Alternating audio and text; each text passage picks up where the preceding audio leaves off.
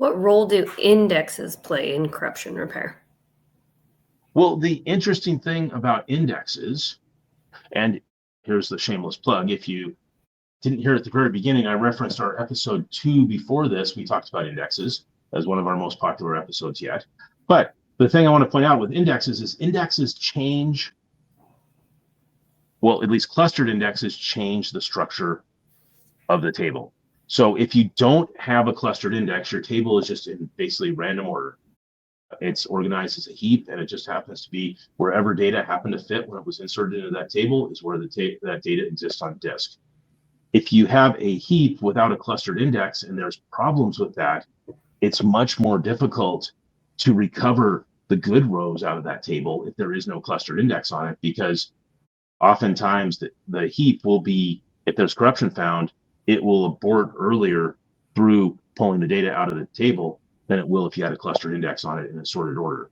Now, if you have a clustered index, you could say, give me all the data from the top down, and then give me all the data from the bottom up, and somehow find in the middle where the holes are, where corruption was introduced and where it was missing.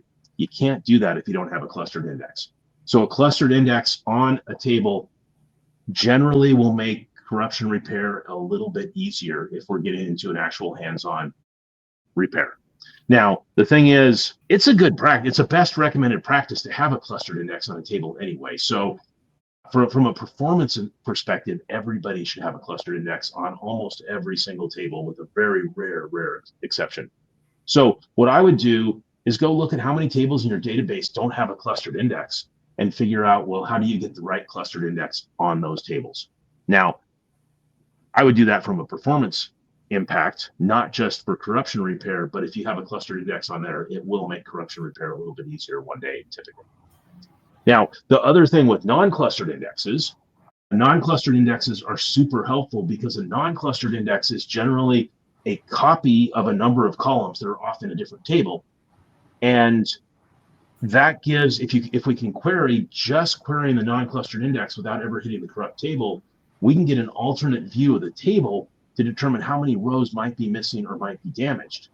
And those non-clustered indexes are super useful for being able to figure out what's missing and figure out what we need to fill in on the damaged table in order to be able to fix it. Now, with that, I wouldn't recommend going adding a bunch of non-clustered indexes just for corruption repair, but they're great to have for performance. And if you've got a few non-clustered indexes on your table, it's going to give a few more options when we get into corruption repair generally.